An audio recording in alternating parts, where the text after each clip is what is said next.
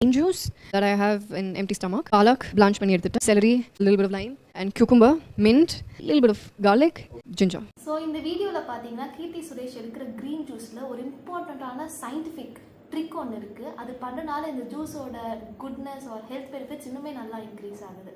அது என்னென்னு பார்த்தீங்கன்னா இந்த பாலக்கீரையை பிளான்ச் பண்ணி போடுறது, அதாவது வேக வச்சு போடுறது. ஏன்னு பார்த்தீங்கன்னா பாலக்கீரையில் ஆக்சிலேட் கண்டென்ட் ரொம்பவே அதிகமாக இருக்கும்.